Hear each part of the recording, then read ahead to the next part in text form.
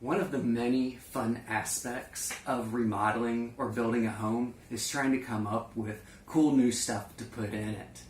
We've spent a lot of time thinking about how to conserve energy, solar panels, how to get the best possible airflow through the casa, the best natural lighting, and so on. And I've probably watched 100 hours of YouTube videos on smart home gadgets.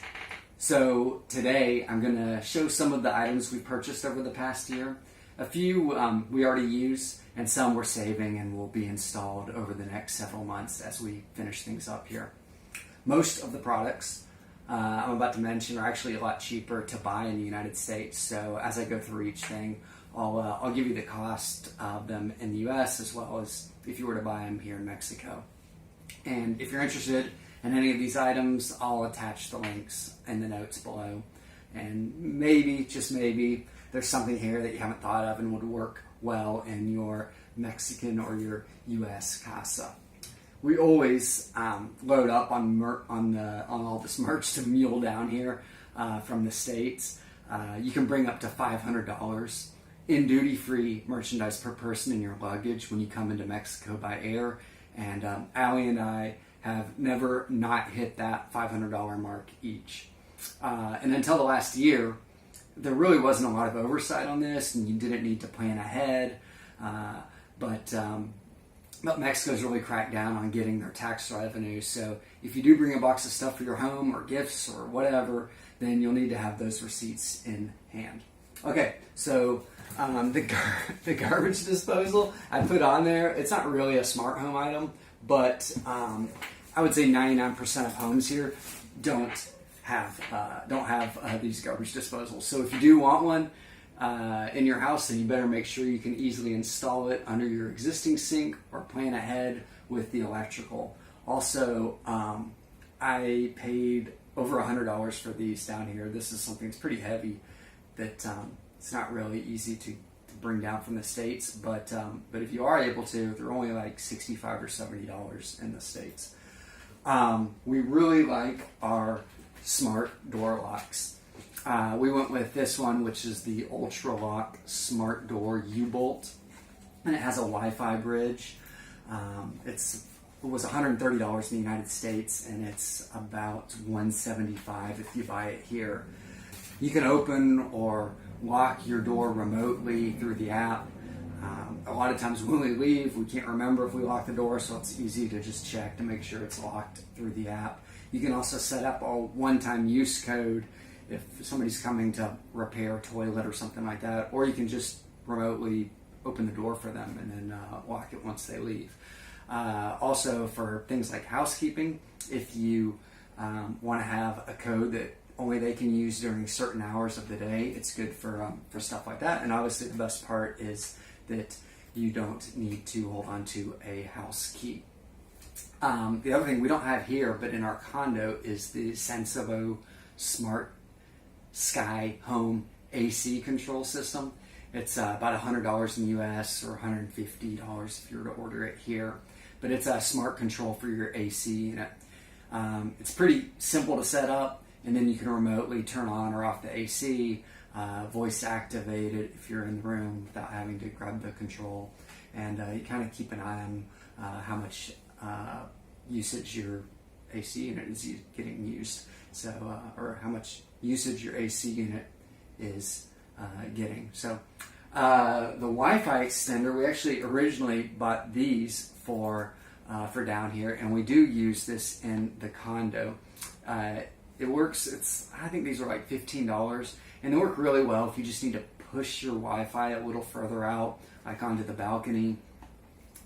It's a different Wi-Fi name. It goes off your same Wi-Fi, but it's actually a different Wi-Fi name. So if you step onto the balcony, you have to go into your phone or your iPad or whatever and switch over to this one. So depending on where you are in the house, it can be kind of a pain. But we just bought this mesh Wi-Fi system. It's the TP-Link Deco S4 mesh system. It's I think $130 in the States, or it's about maybe $150 here. And it's all the same great Wi-Fi signal, and we're going to hardwire it in here so the whole property will get a strong Wi-Fi signal. I bought this WiFi Robovac 11S. It was $200 in the US where I bought it. Here it's $300. I bought it about 6 months ago. With the animals that we have and the amount of sand and dust in here, it's great to be able to just turn it on and let it run once or twice a day. We really weren't sure how much use we'd get out of it and if we'd like it or not, but it's actually worked out really great. Most TVs are smart TVs, but the Amazon 4K Fire TV stick is $40 in the States. Very small, easy to bring down here. It's like $70 here in Mexico.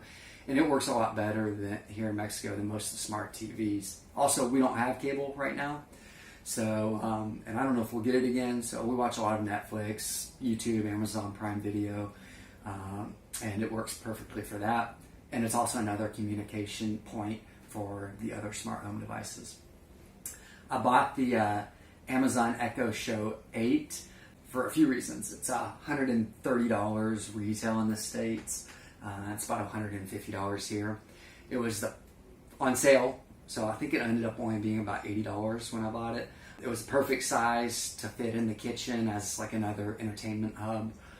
We spend a lot of time, Alex spends a lot of time in the kitchen cooking, so it's a lot easier than ferrying back a computer or trying to watch the TV from the kitchen.